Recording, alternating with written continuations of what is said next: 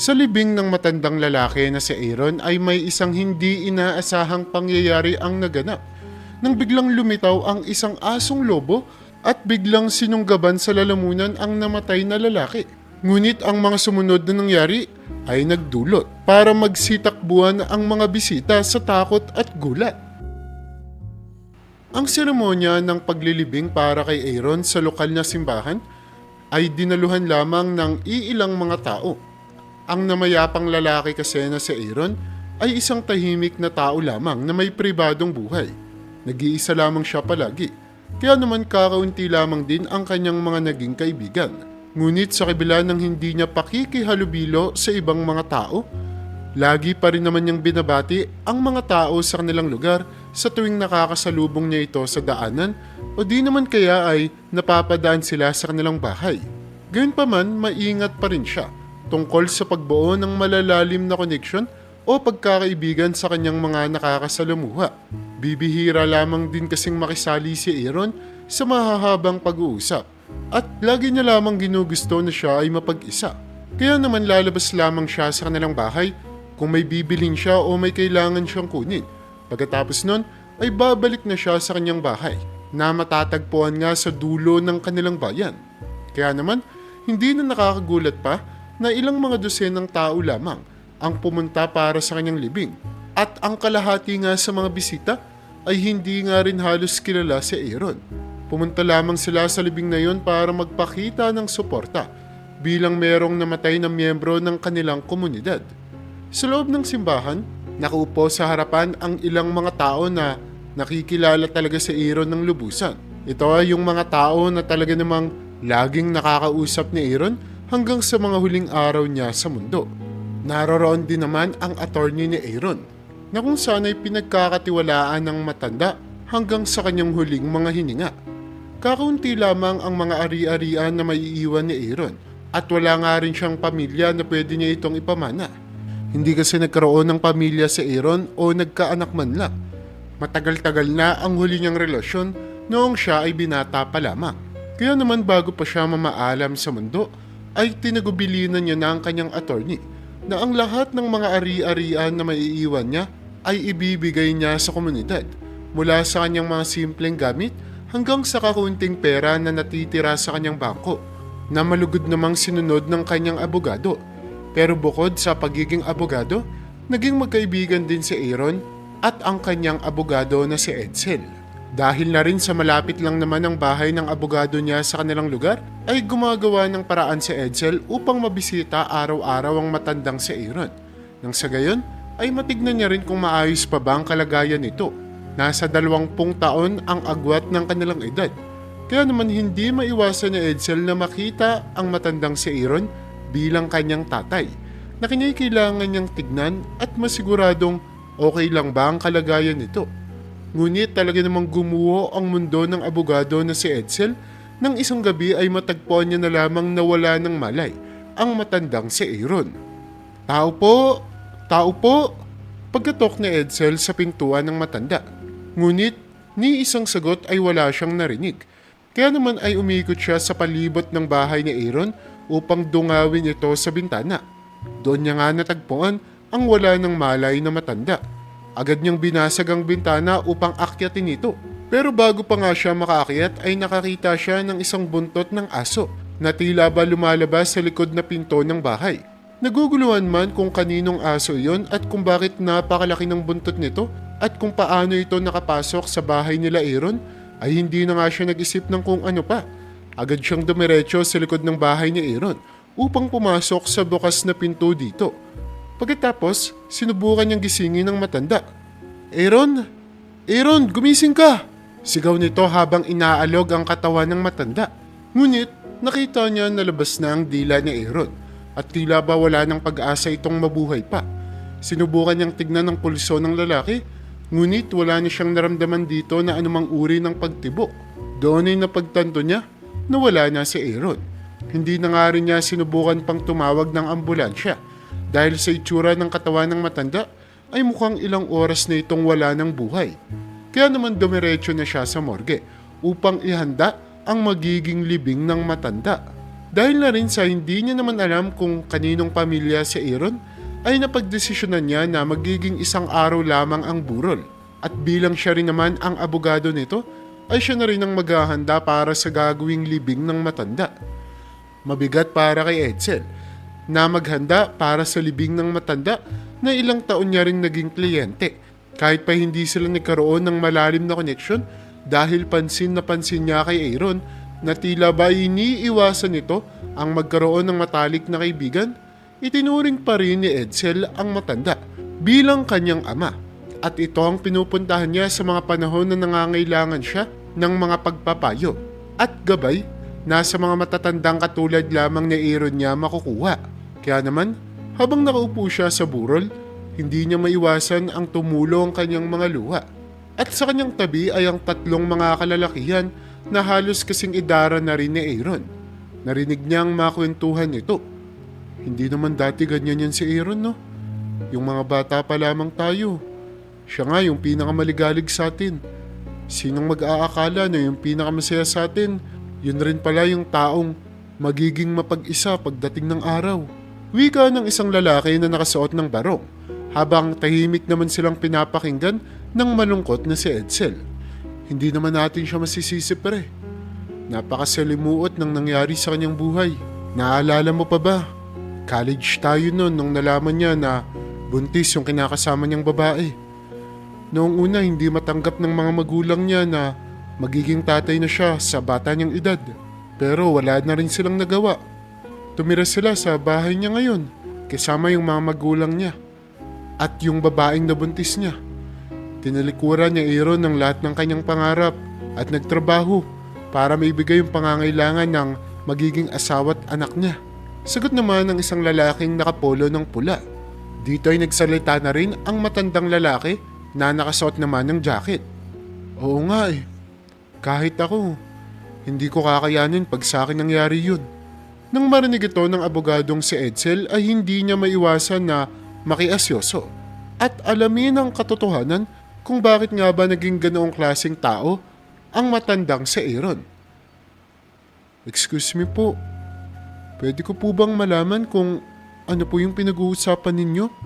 Pagsingit ni Edsel sa kanilang usapan. Nginitian naman siya ng tatlong mga kalalakihan. Ano pong ibig niyong sabihin na nagkaasawa at anak si Sir Aaron? Ang buong akala ko po, hindi siya nagkaroon ng pagkakataon na magkaroon ng pamilya. Curious na tanong ng abogado na si Edsel. Hindi mo pala alam? Tanong naman sa kanya ng matandang nakabarong na nagpakilala bilang Raymart. Nagkaroon ng kasintahan yan si Aaron nung binata pa kami.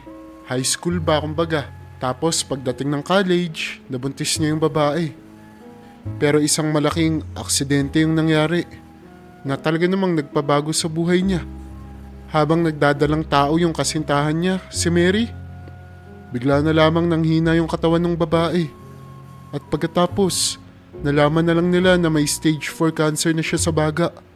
Habang nagdadalang tao siya. Naaalala ko yung mga panahon na yun, ang hinihiling na lang nilang dalawa ay sana buhay pa si Mary hanggang sa maipanganak niya yung magiging anak nila. Pero hindi yun nangyari. Isang buwan matapos nilang malaman na may cancer si Mary, tuluyan din siyang namatay. Kasama yung batang pinagbubuntis niya. At pagkatapos nun, hindi na bumalik yung dating Aaron na nakilala namin. Kaya naman araw-araw sinusubukan namin na bisitahin at palakasin ang kalooban niya. Hanggang susumuko na lang kami. Dahil ilang mga taon lang ang makalipas, eksaktong 5 taon, namatay naman yung mga magulang niya. Dahil na rin siguro sa katandaan. At simula noon, naging mapag-isa na lamang si Aaron. Wala niya siyang gustong makausap. O kahit taong gusto niya pang makihalubilo. Sa katunayan nga niyan, kaya mo lang naman siya naging kliyente. Kasi kami ang nagsuggest sa kanya na kumuha siya ng abogado. Kung sakali mang may mangyaring masama sa kanya o magkasakit siya, magkakaroon pa rin siya ng karapatan. Lalong-lalo na para sa mata ng batas. Pagtatapos ng paliwanag ng matandang si Raymart. Nang marinig ni Edsel ang mga detalyeng yun, ay hindi niya maiwasan na bumigat ang kanyang kalooban. Hindi niya alam na ganito pala, kasalimuot ang buhay ng kanyang kliyente. Ang alam niya lamang ay isang matanda si Aaron na mapag-isa. Pero hindi niya alam na ganito pala kalala ang sinapit nito. Kaya siguro wala na siyang gustong maging kaibigan. Siguro sobra talaga siyang nasaktan. Yung nawala sa kanya yung pinakamahalagang tao sa buhay niya. Natatakot siguro siya na maranasan ulit yung sakit na yun. Bulong ni Edsel sa kanyang sarili habang pinagmamasdan ng kabaong ni Aaron sa kanyang harapan. Na ngayon nga ay wala na siyang pagkakataon pa upang kahit papaano ay maipakita sa matanda kung gaano kaganda ang buhay sa kabila ng kanyang mga naranasan. Ngunit walang kamalay-malay ang abogado na ito at ang mga bisita sa burol na iyon sa susunod na mangyayari na magpapabago sa takbo ng ating istorya. Habang tahimik ang loob ng simbahan at naghihintay na lamang sa oras kung kailan ililibing ang matandang si Aaron, ay biglang may malaking asong lobo ang nagawang makapasok sa simbahan. Wala ni isa sa kanila ang nagtangkang tabuyin ang asong lobo na ito. Sa itsura pa lamang nito ay makikita na hindi siya basta-bastang lobo lamang. Meron itong makakapal na balahibo, malaking pangangatawan at sugat sa kanyang hita maging sa kanyang muka na sinyalis na ilang labanan na ang kanyang pinagdaanan. Kaya naman kahit si Edsel ay hindi na naglakas loob pa, napigilan ang unti-unting pagpasok ng asong lobo sa loob ng simbahan. Napatingin siya sa mga pagkain sa paligid at iniisip na ito ang gustong kunin ng asong lobo na ito. Ngunit kilala naman ang ganitong mga hayop sa kanilang lugar na hindi basta-bastang pumapasok sa kung kani-kaninong mga bahay. Lalong-lalo na ang ganitong uri ng lobo na laging ang kasama ang kanyang mga kagrupo. Ano naman kayang balak gawin ng oso na yan dito? Natatakot na tanong ni Edsel sa kanyang sarili habang tahimik ang lahat na pinagmamasdan ang unti-unting paglapit ng lobo sa may kabaong sa gitna ng simbahan. Kailangan nating tumawag ng pulis. Bulong ng matandang si Raymart kay Edsel. Ngunit nanginginig si Edsel na hindi niya nga magawang makuha ang kanyang cellphone dahil natatakot siya na baka pag gumawa siya ng tunog ay sa kanya mapunta ang atensyon ng lobo na ito. Kaya naman wala na silang magawa kundi panoorin na lamang ang mga susunod na gagawin ng hayop. Sa bawat mga paghakbang na ginagawa ng lobo ay kasabay din ito ang malalakas na pagtibok ng puso ng mga bisita sa loob ng simbahan. Wala ni isa sa kanila ang may tapang na humanap ng tulong o di naman kaya ay sawayin ang lobo sa paggambala nito sa isang payapang seremonya. Hanggang sa makarating nga ang asong lobo na ito sa harapan ng kabaong.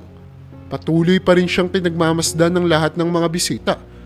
Pero laking gulat nila nang bigla itong umupo sa harap ng kabaong na tila ba ay nagpapakita siya ng pagrespeto sa namayapang si Aaron. At matapos ang ilang mga segundo ay umalulong ang osong lobo. Nasinabayan nga rin ito ng pag-alulong ng iba pang mga asong lobo na nakapaligid pala sa simbahan. Ngayon ay napagtanto ng mga bisita na hindi lang pala isang asong lobo ang bumisita sa libing ng namayapang si Aaron, kundi ay isang malaking grupo sila. At ngayon ay alam nila na wala na rin silang kawala pa kahit na lumabas pa sila ng gusali. Kaya naman ang pinakamainam nilang gawin ay hintayin na lamang ang aso na ito na tapusin kung ano man ang kanyang pinaplanong gawin. Pero malayong malayo sa inaakala nila ang gagawin ng hayop na ito. Dahil isang bukas na kabaong ang kinalalagyan ni Aaron ay nagawang malapitan ng asong lobo ang mukha ng matanda, sabay sakmal sa leeg nito. Napuno ng iyakan ang mga tao sa loob. Marami ang halos sumabog na ang puso dahil sa kabang kanilang nararamdaman. Tama nga ba ang kanilang nakikita? Kinakain nga ba ng asong lobo na ito si Aaron kahit na isa na siyang bangkay? Pero maya-maya pa ay masasagot din ang kanilang mga katanungan. Habang nanlalaki ang mga mata ng tao, maski ang mga mata ng abogado na si Edsel, ay biglang tumigil sa pagkagat ang asong lobo. Sabay tinignan ang mukha ng matandang si Aaron sa kabaong. At pagkatapos, payapa siyang lumabas ng simbahan na parang walang nangyari. Nang makasigurado na nga sila Edsel na nakalabas na ang asong lobo, ay agad nilang sinara ang pintuan ng simbahan at dumiretso sa kabaong ni Aaron. Doon ay nakita nila ang matanda na hindi naman nagtamo ng kahit na anong uri ng sugat. Ngunit bakit nga ba ito kinagat ng asong lobo? Hindi maaari. Wika ng matandang kaibigan ni Aaron nang mapagtanto niya kung ano ang kanilang nasaksihan. Bakit ho? Ano pong ibig niyong sabihin? Pagtatakang tanong ni Edsel. Ngunit bago pa siya masagot ng matanda, ay biglang isang malalim na hininga ang narinig nila mula sa loob ng kabaong. Unti-unti nang nagkakaroon ng malay ang matandang si Aaron. Imposible! Paano nangyayari ito? Pagtatakang wika ni Edsel habang pinapanood ang milagrong kanyang natutunghayan. Napaupo naman ang matandang si Raymart habang gulat na gulat ang kanyang muka. Hindi maaari. Imposible! Wika nito. Pero bago pa nga makahingi ng kasagutan si Edsel, sinigurado niya munang makakatawag siya ng ambulansya para maisugod sa pinakamalapit na ospital ang matanda. Nagkamali nga ba siya na hindi niya na pinatignan sa doktor si Aaron noong nakita niya itong walang malay sa kanilang bahay? Sinisisi ni Edsel ang kanyang sarili dahil sa kanyang ginawa. Pakiramdam niya ay napahamak niya ng malala ang buhay ng matandang si Aaron dahil sa kanyang mga maling naging desisyon. Maya-maya pa ay nakarating na ang ambulansya at agad nga isinugod ang wala pa ring malay na si Aaron, ngunit nakitaan na nila ito ng pagtibok mula sa kanyang pulso. Naiwan naman sa simbahan ang gulat na gulat ng mga bisita. At dito na rin ni Edsel nakuha ang kasagutan na kanina pa siya nangangati na makuha. Ano pong ibig sabihin niyo sa sinabi niyo kanina? Pagtatanong niya sa matandang si Raymart na halos hindi pa rin makapaniwala sa mga nangyari. Imposible, pero baka tama yung nasa isip ko. Sagot ng matanda. Yung asong lobo na pumasok. Ayun yung asong lobo na tinulungan ni Aaron. 7 taon na ang nakararaan. Pagbubunyag ng matandang si Raymart. Gulat man pero tahimik na nakinig sa kanya si Edsel. 7 taon na ang nakararaan. Dahil nga sa halos sinukuan na namin si Aaron, paminsan na lamang namin siyang bisitahin. Pero nung mabisita kami, laking gulat namin nang makakita kami sa sala niya ng isang sugatan na asong lobo. Bata pa yung asong lobo na yun. Meron niya yung pinaghalong itim at gray na balahibo. Ang sabi sa amin ni Aaron, nakita niya daw umiiyak yung asong lobo sa labas ng bahay niya na para bang nanghihingi ng tulong. At pagkakita niya, merong malaking sugat sa binti nito. Mukhang tama ng baril. Mabuti na lamang talaga at nagawa yung matulungan ni Aaron dahil malaki ang tsansa na mamatay yung lobo kung hindi naagapan yung mga sugat nun. Marami mang mga tanong sa isipan ni Edsel, ngunit patuloy na lamang pinapakinggan ang kwento at pagpapaliwanag ng matanda sa kanyang tabi. At pagkatapos niyang tulungan yung asong lobo, 1 linggo ay tuluyan na rin yun gumaling. Pero nanatili pa rin yun sa bahay nila Aaron na para bang naging parte na siya ng pamilya nito. Sa loob ng napakaraming taon, yun lang ang kauna-unahang beses na nakita kong ganoon kasaya si Aaron. Pakiramdam ko, nakahanap siya ng pamilya niya na kailanman ay hindi siya iiwan. Hindi katulad ng nangyari sa nakaraan niyang buhay. Kaya naman sa mga pagkakataong ngayon ay naging masaya na lamang kami para sa kanya. Nakita namin na lumaki yung asong lobo na yun. Hanggang sa tuluyan na yung bumalik sa kagubatan pero halos araw-araw niya pa rin binabalikan si Aaron. Kaya naman nakahanap ng panibagong layunin si Aaron sa buhay. Pumupunta siya sa palengke para bumili ng makakain ng asong lobo. Hanggang sa isang araw nga, sinabi ni Aaron na hindi na daw bumabalik yung kaibigan niyang lobo. Ramdam na ramdam namin ang kalungkutan niya habang kinikwento niya yun. At pakiramdam ko dahil sa nangyaring yun, lalo na siyang naging mailap sa mga tao. Pero hindi ko inaakala na hanggang ngayon ay makikilala pa siya ng asong lobo na tinulungan niya. 7 taon na ang nakararaan. Dahil sa mga bagong impormasyon na nalaman ni Edsel, ay mas lalo lamang naging malinaw sa kanya ang lahat. Hanggang sa maalala niya ang pagkakataon noong matagpuan niyang walang malay si Aaron sa kanilang bahay. Nakakita din kasi siya dito ng isang malaking buntot na nagmumula sa aso. At doon ay napagtanto niya na hindi pala isang ordinaryong aso ang kanyang nakita noong mga panahon na iyon, kundi isang asong lobo. Ngunit marami pa rin talaga silang mga katanungan na tanging ang matandang si Aaron lamang ang makapagbibigay ng kasagutan. Kaya naman, kasama ang abogado na si Edsel at ang mga kaibigan ni Aaron, nagtungo sila sa ospital kung saan agad na isinugod si Aaron upang pagmasdan at bantayan ng matanda sa patuloy nitong pagre-recover. Makalipas nga ang halos 12 oras nilang paghihintay, ay tuluyan nang nagkaroon ng malay si Aaron na para bang binalik ni Bathala ng milagroso ang kanyang buhay sa isang iglap lamang. Dahan-dahan nilang kinausap ang matanda habang nakahiga ito sa higaan ng hospital. Aaron, okay ka na ba talaga? Pagtatanong ng isa sa mga matandang kaibigan niya. Tumango naman si Aaron na tila ba ay nagugulumihanan sa mga nangyayari. Nasaan ako? Bakit nandito kayong lahat? Pagtatanong ng matanda. Doon ay pinaliwanag nila kung ano ang nangyari sa kanya at kung papaanong muntika na siyang mailibing ng buhay. Kinuwento rin nila sa matanda ang ginawa ng asong lobo na bigla na lamang pumasok sa simbahan. Hindi maiwasan ni Aaron na maiyak nang marinig niya ang ginawa ng kaibigan niyang lobo habang siya ay nasa kabaong. Siguro, naramdaman niyang buhay pa talaga ako. Wika ng matanda. Pero di ba Aaron, sinabi mo sa amin na hindi mo na ulit nakita yung lobo na yun. Kinakatakot mo pa nga na baka napatay na siya ng mga hunter, di ba? Agad naman na curious na tanong ng kaibigan niyang si Raymart. Totoo naman yun. Sagot ni Aaron at napatingin sa malayo. Hindi ko naman na talaga siya nakita. Pero nitong mga nakaraang buwan, bigla na lamang siyang umaaligid-aligid ulit sa bahay ko. Pero hindi na siya nag-iisa. May kasama siyang ilang mga miyembro ng kanyang grupo. Siguro ay gusto nilang tignan kung kumusta na ba ang kalagayan ko. O di naman kaya, siguro gusto niyang ipakita sa akin na nasa maayos na siyang lagay at nakahanap na siya ng kanyang pamilya. Minsanan lang sa isang linggo siyang magpakita sa akin.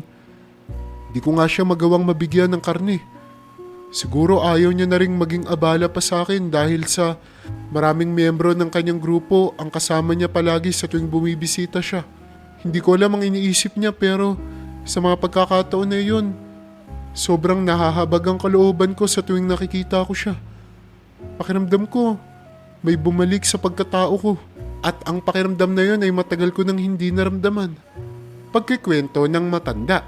Sa kalagitnaan ng kanilang pag-uusap ay biglang pumasok ang doktor ng matandang si Aaron. At dito ay pinaliwanag niya kung ano nga ba talaga ang nangyari sa matanda. Bakit hindi niyo siya sinugod kagad sa ospital yung nawalan siya ng malay? Pagtatakang tanong ng doktor. Napayuko naman si Edsel at nanghingi ng tawad. Buti na lamang talaga at hindi niyo siya nalibing. Dahil buhay na buhay pa talaga si Aaron. Nagkaroon lang siya ng allergic reaction sa kinain niyang peanut butter. Hindi mo ba alam na may allergy ka sa peanut butter? Pagtatanong ng doktor kay Aaron. Umiling naman ang matandang pasyente. Well, ngayon alam mo na. Kaya sa susunod, wag ka nang kakain ng peanut butter. Nawalan ka ng malay dahil sa allergic reactions. Kaya naman halos mawalan ka rin ng vital signs. Pero mabuti na lang at nagawa niyong magalaw ang leeg niya dahil doon nakahinga siya ng maayos. Pero sa ngayon, kinakailangan niya na lang munang magpahinga hanggang sa tuluyan siyang lumakas. Wika ng doktor bago tuluyang lumabas ng kwarto ng matanda.